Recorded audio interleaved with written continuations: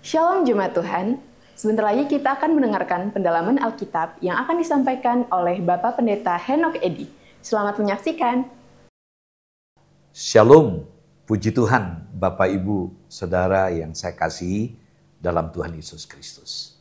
Dalam edisi PA kali ini, ada baiknya kita akan belajar bersama-sama, meskipun materi tentang kenaikan dan kebangkitan Kristus sudah kita pelajari. Saya ingin mengajak Bapak Ibu Saudaraku untuk melihat dari sisi prosesi apa yang terjadi di saat Tuhan Yesus di kayu salib. Karena itu tema kita dalam perjumpaan kita kali ini adalah 7 perkataan Tuhan Yesus Kristus di kayu salib. Dan mari kita berdoa. Bapa kami dalam sorga, sungguh kami bersyukur buat waktu yang sudah Kau berikan kepada kami untuk kembali kami belajar dari firman-Mu. Tuhan, pada kesempatan ini kami ingin mendalami sehingga pemahaman kami tentang pengorbanan-Mu di kayu salib boleh memotivasi kami untuk lebih sungguh-sungguh menyadari bahwa kematian-Mu di kayu salib menjadi sebuah pembelajaran. Kami boleh menjadikan model teladan apa arti pengorbanan itu sesungguhnya. Pakai hamba-Mu yang sangat terbatas ini, kuasa Roh Kudus menyertai dan mengurapi. Dalam nama-Mu Tuhan Yesus kami berdoa. Haleluya. Amin. Puji Tuhan, Bapak Ibu Saudaraku yang saya kasihi, dalam perjumpaan kita kali ini, saya ingin mengajak Bapak Ibu Saudara untuk melihat ketujuh perkataan Tuhan Yesus di kayu salib. Saudaraku, tidak ada caci maki ataupun sumpah serapa yang keluar dari mulut Tuhan Yesus ketika beliau berada di kayu salib. Di kayu salib tersebut, Yesus justru mengucapkan 7 perkataan yang agung. Dan itu sebabnya tema kita dalam pendalaman Alkitab kita kali ini adalah 7 perkataan Kristus di kayu salib. Saudara, kalau kita perhatikan dengan jeli, ketujuh perkataan Tuhan Yesus di kayu salib itu diawali dengan doa. Yaitu dalam ucapan pertama, di tengah-tengahnya berisi doa. Itu ucapan yang keempat. Dan diakhiri juga dengan doa dalam ucapan yang ketujuh. Nah, di antaranya Yesus menunjukkan kepeduliannya. Yaitu kepedulian kepada orang yang tersalib bersama dengan dia. Itu dalam ucapan yang kedua. Dan kepedulian kepada ibu yang dikasihinya, ucapan yang ketiga. Lalu ia juga mengungkapkan deritanya, penderitaannya dalam ucapan kelima, dan bahwa karya keselamatan yang diembannya itu sudah selesai dalam ucapan yang keenam. Nah, saudaraku, mari kita akan perhatikan satu persatu perkataan Yesus di kayu salib. Yang pertama, perkataan pertama dalam Lukas 23 ayat yang ke-34. Lukas 23 ayat 34, Yesus berkata, "Ya Bapa, ampunilah mereka sebab mereka tidak tahu apa yang mereka perbuat." Dan mereka membuang undi untuk membagi pakaiannya. Saudara yang saya kasih dalam Tuhan Yesus Kristus, kasih yang memaksa Yesus untuk tetap tinggal di kayu salib. Meski disalibkan dengan tidak adil, Yesus mengampuni orang-orang yang menyalibkannya. Sungguh luar biasa. Pernyataan pengampunan yang diungkapkan di kayu salib itu merupakan puncak dari tujuan atau misinya datang ke dalam dunia ini, dan sekaligus merupakan bukti kasihnya terhadap kita manusia yang pantas, yang layak untuk dihukum, saudara. Nah, tindakan demikian merupakan demonstrasi yang begitu nyata pada apa yang pernah Yesus ajarkan sebelumnya. Yesus sudah mendemonstrasikan kasih yang sempurna itu.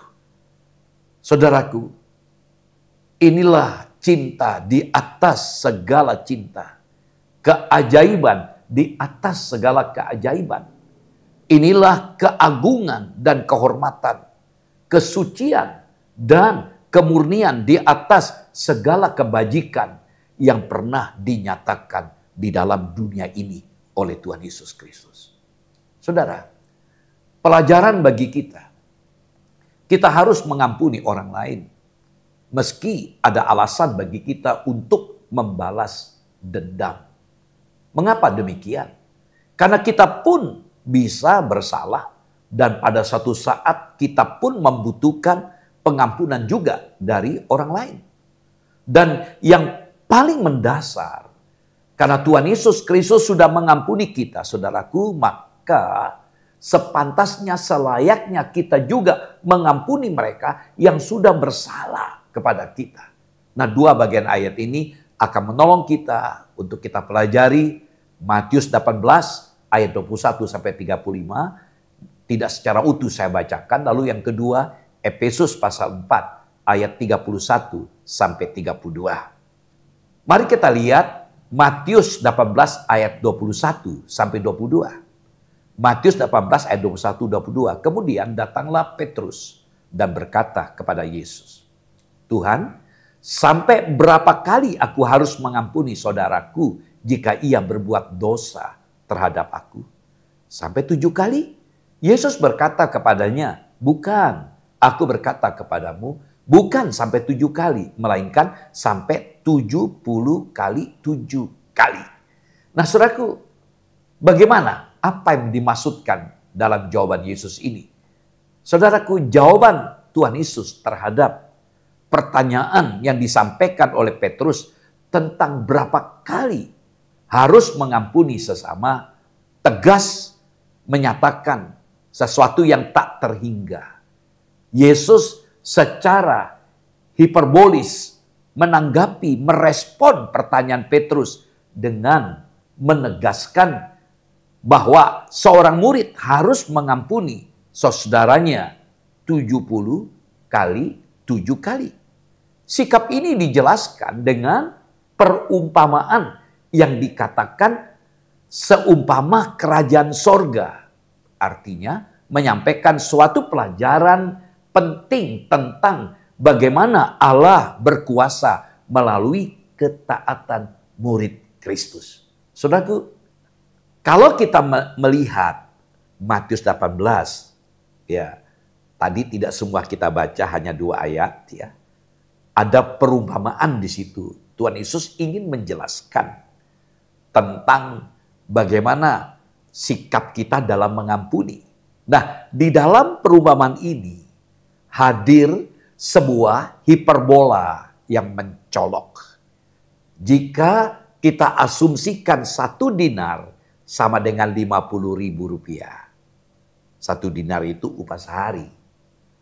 Kalau kita melihat sekarang, 1 hari itu bisa 150, bahkan bisa 200.000, bisa 300.000. Tapi saya sederhanakan, 1 dinar itu 50.000 rupiah saja, ya. Dan 1 talenta itu sama dengan 6.000 dinar. Nah, maka hutang dari hamba pertama kepada sang raja bisa kita konversi menjadi 3 triliun rupiah dengan 12 angka 0. Nah, hutang si hamba kepada raja jelas tidak sebanding dengan hutang seorang hamba lain kepada dirinya yang hanya 100 dinar atau sekitar 5 juta rupiah.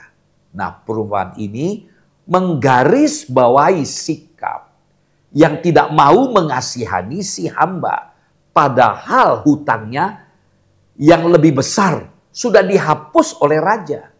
Saudaraku, ketidakmauan untuk mengampuni ini berakibat dirinya dilaporkan oleh kawan-kawannya kepada raja.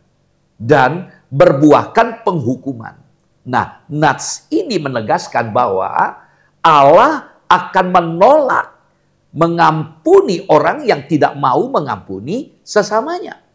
Saudara, halnya Allah tahu bahwa keberdosaan manusia tidak sanggup meredam dan mematikan murka Allah.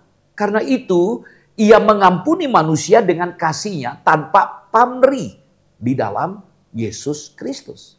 Sebaliknya, orang yang diampuni itu justru menuntut keadilan dan menindas sesamanya yang berhutang. Nah, orang seperti ini mustahil mendapat pengampunan Allah karena ia lupa diri bahwa dirinya tidak lebih baik dari yang lain.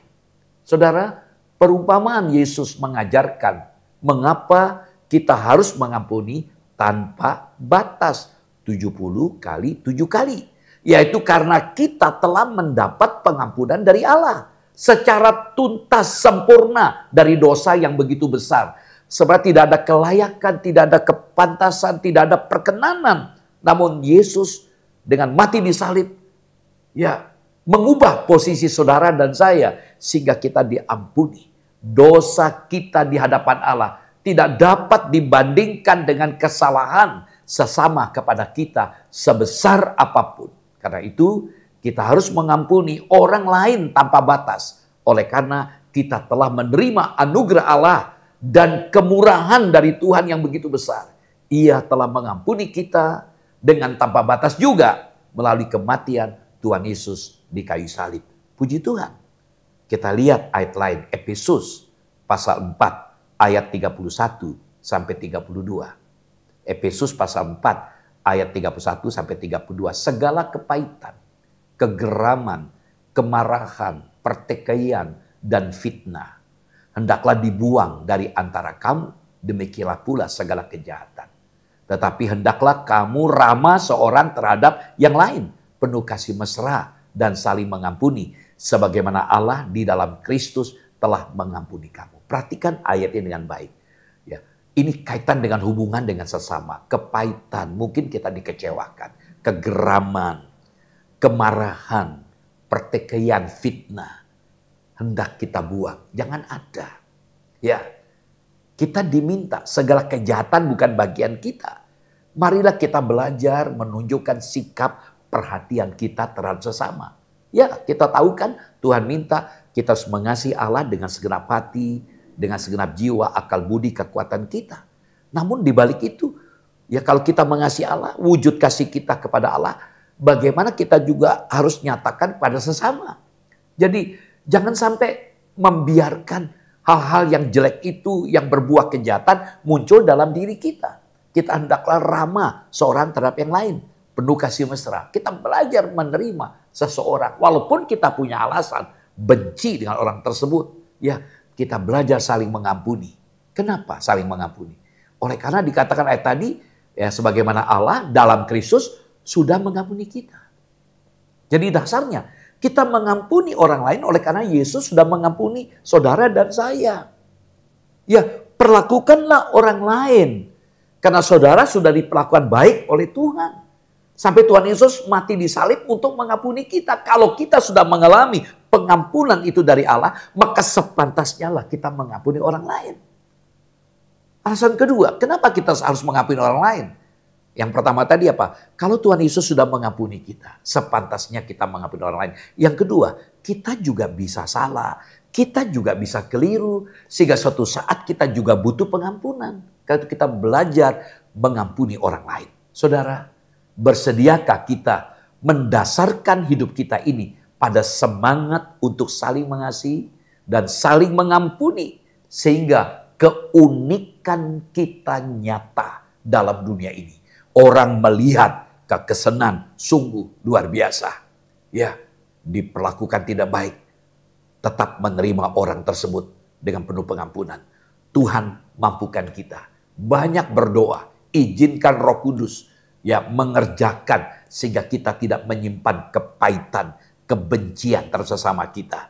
Ya, Tuhan Yesus memberkati kita dengan semangat mengampuni. Yang kedua, perkataan kedua dalam Lukas 23 ayat 43. Lukas 23 ayat 43, kata Yesus kepadanya, "Aku berkata kepadamu, sesungguhnya hari ini juga engkau akan ada bersama-sama dengan aku di dalam Firdaus." Saudaraku yang saya kasih, ada dua orang penjahat yang ikut disalibkan bersama-sama dengan Tuhan Yesus. Seorang dari penjahat tersebut mengejek dan cenderung menghujat Yesus dengan berkata, "Bukankah engkau itu adalah Kristus? Selamatkanlah dirimu dan kami juga." Tetapi penjahat yang satunya menyadari bahwa Yesus disalib meski tanpa kesalahan apapun. Nah, penjahat ini menyadari ketidakadilan yang dialami oleh Yesus sehingga ia menegur penjahat yang mengejek, yang melecehkan Yesus tadi. Apa yang dikatakannya itu memberikan pengertian bahwa si penjahat ini memiliki kesadaran diri dan penyesalan yang mendalam, ya, kesadaran untuk bertobat. Saudaraku, lalu ia memohon kepada Yesus untuk apa? Untuk mengingatkannya, ya, mengingatnya apabila dia datang sebagai raja. Itu diungkapkan dalam Lukas 23 ayat 39 sampai 42. Hal ini menunjukkan adanya keyakinan bahwa Yesus adalah Sang Mesias, raja yang akan memulihkan bangsa Israel seperti apa yang dinubuatkan oleh para nabi. Lalu Yesus menanggapi pertobatan dan imannya dan dengan berkata, "Aku berkata kepadamu, sesungguhnya hari ini juga engkau akan ada bersama-sama dengan aku di dalam Firdaus." Lukas 23 ayat 43. Yesus menerimanya di Firdaus. Firdaus merupakan istilah Persia kuno untuk sebuah taman atau tempat yang indah. Istilah itu kemudian menjadi nama untuk tempat tinggal Allah. Dapat kita lihat dalam 2 Korintus 12 ayat yang keempat. Nah, saudaraku, si penjahat ini percaya kepada Yesus. Sehingga ia bersama dengan Tuhan di Firdaus. Meski belum berkesempatan untuk praktek hidup sebagai orang beriman. Kalau pakai bahasa sekarang, dia belum ke gereja, belum dibaptis. Hanya sebatas pengakuan iman. Ya, saudaraku, inilah yang disebut dengan anugerah Allah. Kemurahan Allah artinya pemberian yang sebenarnya tidak ada kelayakan untuk menerimanya. Ya, kita pun juga sama, saudara. Kitab suci mengatakan bahwa semua kita telah berdosa. Dan sebagai konsekuensinya adalah hukuman kekal. Adalah tempat kita di neraka. Roma 3:23, Roma 6:23. Kita diselamatkan bukan oleh karena perbuatan baik kita. Efesus 2 ayat 8 dan 9. Tetapi sorga atau hidup kekal sudah disediakan bagi kita bila kita bertobat dan beriman kepada Yesus. Dan kita siap menjadikan Yesus sebagai Tuhan kita dan Juru Selamat pribadi kita. Puji Tuhan. Begitu besar kasih Allah kepada kita. Yohanes 3:16. Kalau Yesus bersedia menerima kita apa adanya, bagaimana sekarang sikap kita terhadap orang lain? Termasuk orang-orang yang sudah berbuat jahat kepada kita. Kita harus mengingat bahwa kematian Yesus merupakan titik sentral rencana keselamatan Allah. Sebagai manusia berdosa, kita pun turut ambil bagian sebagai penyebab kematiannya. Namun ada kabar baik. Allah yang penuh anugerah akan mengampuni dan memberi hidup baru melalui anaknya. Ia telah membebaskan kita, manusia yang berdosa, dari murka Allah, asal kita mau bertobat. Puji Tuhan. Saudara, kematian Tuhan Yesus Kristus adalah karyanya yang terbaik buat manusia yang terburuk. Agar kita menerima anugerah yang terbesar. Yaitu apa? Keselamatan kekal, hidup kekal bersama dengan Dia. Kita harus melakukan karya terbaik juga. Dan termulia itu bagi Allah. Sebagai ungkapan terima kasih kita yang terbesar kepada Allah. Puji Tuhan. Perkataan yang ketiga dalam Yohanes 19 ayat 26 sampai 27. Yohanes 19 ayat 26 sampai 27. Ketika Yesus melihat ibunya dan murid yang dikasihnya di sampingnya, berkatalah ia kepada ibunya, "Ibu, inilah anakmu." Kemudian katanya kepada murid-muridnya, "Inilah ibumu." Dan sejak saat itu murid itu menerima dia di dalam rumahnya. Amin. Nah saudaraku, ketika Yesus melihat ibunya dan murid yang dikasihnya di sampingnya, dia tidak memikirkan dirinya sendiri. Dia memikirkan kepentingan ibunya. Ya, di dalam penderitaan, di dalam kesakitannya, Yesus masih peduli. Yesus masih memperhatikan keadaan dan kesejahteraan ibunya. Terlihat sekali bagaimana sikap hormat dan tanggung jawabnya sebagai anak terhadap orang tuanya. Karena itu, Yesus menugaskan seorang yang dikasihnya, yaitu siapa? Yohanes, untuk memelihara ibunya. Saudaraku, ungkapan pertama, "Ibu, inilah anakmu." Perkataan ini ditujukan kepada ibu Yesus.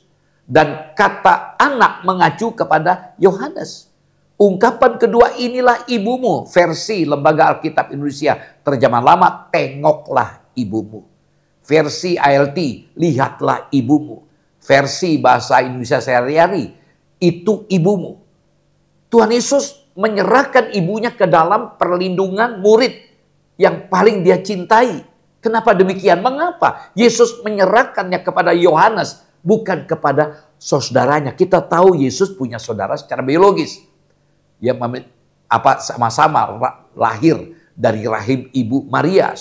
Kenapa tidak kepada saudaranya atau adik-adiknya secara biologis? Tapi kenapa kepada Yohanes? Karena pada saat itu, saudaraku, saudaranya bukan orang yang percaya kepada Yesus.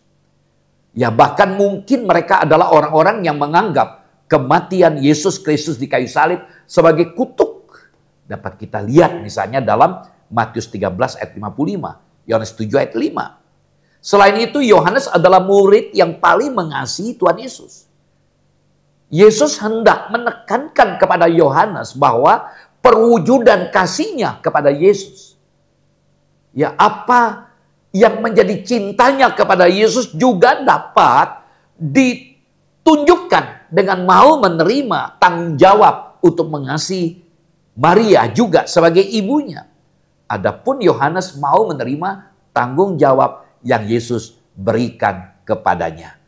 Pelajaran bagi kita, saudaraku, kita harus mengikuti teladan Yesus yang tetap menghormati orang tua, memikirkan kepentingan orang tua kita, dan menunjukkan kepedulian kepada orang lain, serta saling menguatkan satu dengan lainnya.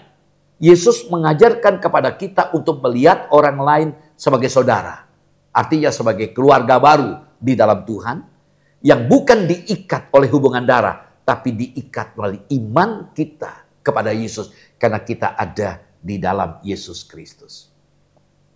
Perkataan yang keempat, Matius 27 ayat 46. Matius 27 ayat 46. Kira-kira jam 3, berserulah Yesus dengan suara nyaring, "Eli, Eli, lama sabachthani." Artinya, "Allahku, Allahku, mengapa engkau meninggalkan aku?" Saudaraku yang sekasih, seruan karena ditinggalkan ini memberikan suatu pandangan sekilas tentang penderitaan batin Tuhan Yesus di kayu salib. Siksaan terbesar yang dideritanya tidak bersifat jasmania. Penderitaannya itu adalah penderitaan jiwa. Pada saat dia menanggung dosa dunia, dosa kita. Yang dimaksudkan dengan Allah meninggalkan Kristus ialah bahwa Bapa menarik diri dari persekutuan dengan anaknya. Karena dia adalah pengganti sebuah orang berdosa. Kita tahu Allah itu suci. Nah, Yesus menggantikan posisi kita. Sehingga apa? Posisinya itu menggantikan kita. Sehingga ada jarak. Karena Yesus menjadikan dirinya berdosa. Sehingga terpisaran dengan Bapa yang Maha Kudus. Kita tahu Kristus tanpa dosa. Namun dibuatnya menjadi dosa. Oleh karena siapa? Oleh karena kita yang berdosa. 2 Korintus 5 ayat 21. Dan waktu menjalani hukuman menggantikan orang berdosa, ia dikutuk oleh Allah. Dikutuki oleh Allah. Dalam Galatia 3 ayat 13. Allah yang kudus tidak mungkin melihat dosa dengan sikap senang. Allah sebagai Bapa tidak meninggalkan diri Yesus dalam Lukas 23:46, tapi Allah sebagai hakim harus memisahkan diri dari dia. Yesus diasingkan karena harus memikul dosa kita. Seperti catatan kita, Allah benci dengan dosa, tapi Allah mengasihi orang berdosa. Tidak seorang pun mampu menyelami penderitaan yang Yesus alami itu. Siksa, keterpisahan manusia dari Allah dalam neraka kelak. Itulah yang mungkin Yesus rasakan saat itu ada keterpisahan. Kematiannya memungkinkan setiap orang percaya kepadanya beroleh hidup yang kekal. Yohanes 5:24, kalau kita menerima, kita dipindahkan dari maut kepada hidup. Betapa besar kasih Tuhan Yesus kepada kita. Puji Tuhan. Saudara, hendaklah mata hati dan iman kita pun tetap terbuka. Untuk apa? Untuk melihat fakta bahwa persekutuan kita dengan Allah itu terjalin kembali oleh karena Tuhan Yesus Kristus melalui kematiannya telah mengangkat seluruh dosa kita. Ya, melepaskan kita dari dosa. Puji Tuhan. Yang kelima, perkataan kelima dari Yohanes 19 ayat 28. Sesudah itu karena Yesus tahu bahwa segala sesuatu telah selesai, berkatalah ia, supaya genaplah yang ada tertulis dalam kitab suci, aku haus. Yohanes 19:28, aku haus. Ini perkataan kelima. Saudara, ungkapan aku haus membuktikan sifat kemanusiaannya. Kebutuhan jasmania Yesus mencuat keluar. Satu-satunya petunjuk lahiria tentang keadaan dirinya yang dibiarkannya keluar dari bibirnya. Tubuh yang mampu mengorbankan segala-galanya untuk orang lain ternyata adalah tubuh yang rapuh, yang haus, seperti juga manusia yang haus. Yesus adalah manusia yang sejati juga. Dia datang ke dunia untuk membawa misi penebusan untuk semua manusia. Karena kita tahu bahwa tidak seorang pun yang dapat mengatasi keberdosaannya. Saudaraku, kitab suci mengatakan bahwa semua manusia berdosa dan upah dosa itu maut. Manusia akan mengalami keterpisahan dengan Allah sampai selama-lamanya. Tempatnya di neraka. Itu diungkapkan dalam Alkitab. Segala kesalehan dan perbuatan baik pun tidak akan merubah posisi kita di hadapan Allah. Hal ini mengingatkan kepada kita bahwa yang harus menggantikan hukuman manusia yang berdosa haruslah manusia yang sejati, manusia yang tanpa dosa. Dan ingat, Yesus satu-satunya yang memenuhi persyaratan tersebut. Karena Alkitab katakan dalam 1 Petrus 2 ayat 22, Ibrani 4 ayat 15, Yesus tidak berdosa, tidak ada tipu daya dalam dirinya. Sehingga beliau memenuhi persyaratan. Ya, manusia dengan segala perbuatan baiknya tidak mungkin mengubah posisinya. Dosa mendatangkan maut, semua manusia berdosa. Dengan segala perbuatan baik tidak mungkin mengubah posisinya. Sehingga satu-satunya jalan, Yesus datang berinkarnasi menjadi manusia untuk menggantikan saudara dan saya. Perkataan aku haus adalah ekspresi penderitaan yang begitu dalam. Saudara, kita mengingat Yesus sudah berjam-jam sebelumnya mengalami penderitaan begitu berat. Dia ditangkap, dia disiksa, dia dicambuk sampai 39 kali. Dan ujung cambuk ada semacam paku ketika dipukul. Dan semacam pancing menancap di dagingnya. Tentu merobekkan daging. Begitu berat penderitaannya. Mulai dari Taman Getsemani, dia berdoa dengan keringat yang bercucuran seperti darah. Karena pembuluh darahnya pecah. Lalu dia diadili, dia dihajar, disesah dengan cambuk Romawi yang memiliki gigi-gigi yang tajam, yang jika cambuk itu mengena kayu, kulit kayu itu akan terlepas. Bayangkan kalau datang kena ke daging kita, merobekkan. Kehausan adalah satu aspek dari penderitaan yang dialami oleh Yesus Kristus. Dia dicambuk, dia berdarah, dan dia berada di kayu salib selama 6 jam. Siang hari di Israel tidak sama seperti Indonesia, panasnya minta ampun. Sehingga dia haus, dia berkata, aku haus. Saudara, jalan salib adalah jalan yang tidak mudah, berat, dan penuh dengan penderitaan. Tapi Yesus lakukan itu dengan penuh ketaatan untuk memikul dosa saudara dan saya, dosa kita. Kita tidak akan pernah dapat tuntas memahami penderitaan Yesus. Tapi yang pasti di balik peristiwa itu ada misteri. Kasih yang tidak terselami. Bersyukurlah akan kasihnya yang luar biasa. Dan teladanilah ketaatannya. Puji Tuhan. Perkataan yang ke-6. Yohanes 19 ayat 30a. Sesudah Yesus meminum anggur asam itu, berkatalah ia, sudah selesai. Sudah selesai. Kata sudah selesai ini menunjuk kepada karya paripurna penebusan. Kata ini ditulis dalam bahasa Yunani tetelestai.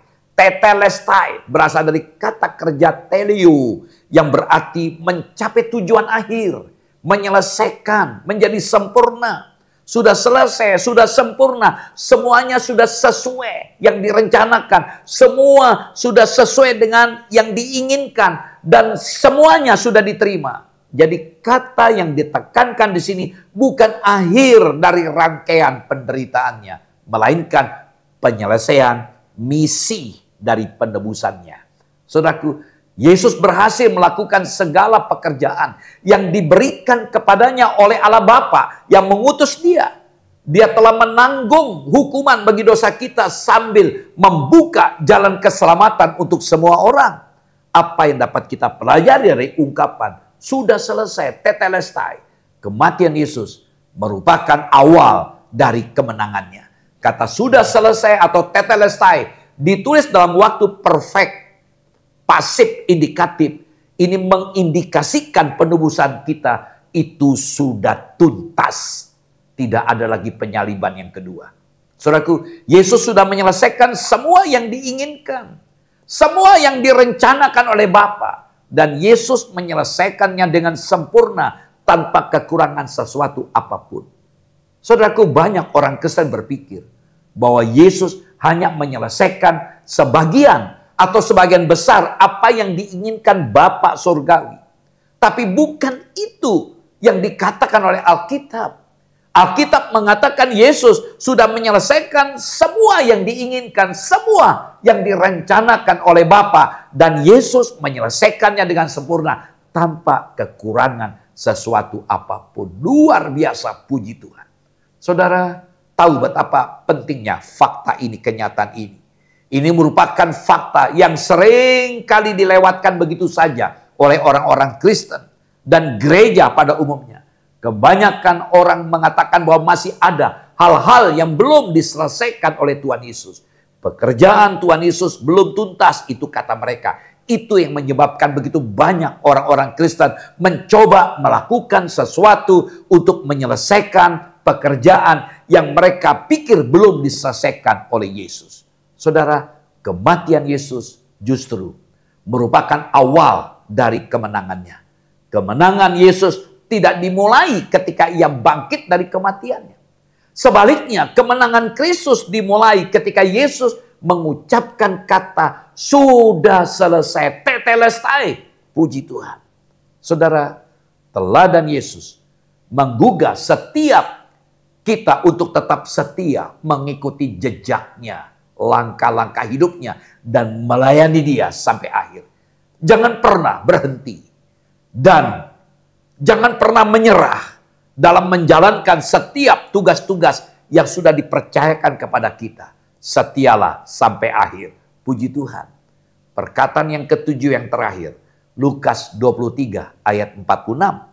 Lukas 23 ayat 46. Lalu Yesus berseru dengan suara nyaring. Ya Bapa, ke dalam tanganmu kuserahkan nyawaku. Dan sesudah berkata demikian, ia menyerahkan nyawanya. Amin. Saudaraku, ungkapan kuserahkan nyawaku memiliki arti bahwa Yesus menyerahkan nyawanya kepada Bapa. Kata menyerahkan nyawanya dari kata Yunani exepneusen, tidak menggunakan imperfect tense, suatu pergumulan yang berkepanjangan. Tetapi di sini bentuknya aorist, bentuk past tense, yang menggambarkan suatu kejadian yang singkat atau sebentar, yang menghembuskan rohnya dan lalu pergi. Kematiannya merupakan tindakan aktif. Saudaraku, jelas bahwa jiwa Kristus bukan dirampas atau ditelan oleh kematian. Ia secara aktif menyerahkan nyawanya. Dia menyerahkan nyawanya kepada Bapa. Kematiannya adalah suatu penyerahan yang sadar, penyerahan yang sukarela. Dan Yesus mati bukan karena terpaksa, tapi karena kehendaknya sendiri. Nyata, saudaraku, bahwa nyawanya terambil bukan karena manusia yang menghendakinya, tapi ia sendiri yang merelakannya. Karena itu aktif. Saudara, hari ini kita telah belajar tentang apa arti sebuah pengorbanan. Yesus sudah berkorban untuk kita bukan karena ada andil atau jasa yang sudah kita berikan kepada Dia, sehingga Dia berhutang lalu mati untuk kita. Kalau kita membaca Roma 5 ayat 6-10, kita menemukan data tentang bagaimana kondisi manusia di hadapan Allah. Ketika kita masih lemah, hati tidak berdaya, ketika kita masih berdosa, dan ketika kita masih seteru Allah, justru Yesus mati untuk kita. Justru Allah menyatakan kasih-Nya kepada kita. Begitu besar kasih Allah kepada kita. Dalam memperingati kematiannya di kayu salib, sebuah pertanyaan yang perlu kita jawab saat ini adalah, sudahkah kita menghargai pengorbanan Kristus? Yesus setia sampai mati, maka kita pun wajib setia sampai mati, saudaraku. Dapat dipercaya, dapat diandalkan. Kalau Yesus sudah memberikan teladan tentang pengorbanan, bersediakah kita berkorban untuk orang lain? Saudaraku, pada akhirnya kita akan semakin gentar akan keadilan Tuhan.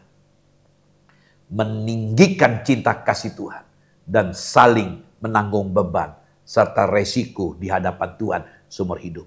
Selamat memperingati kasih Tuhan yang sudah didemonstrasikan di kayu salib dalam persiapan Prapaskah ini. Biar kita renungkan kembali bagaimana perjalanan pelayanan Yesus sampai berujung di kayu salib demi untuk Anda dan saya.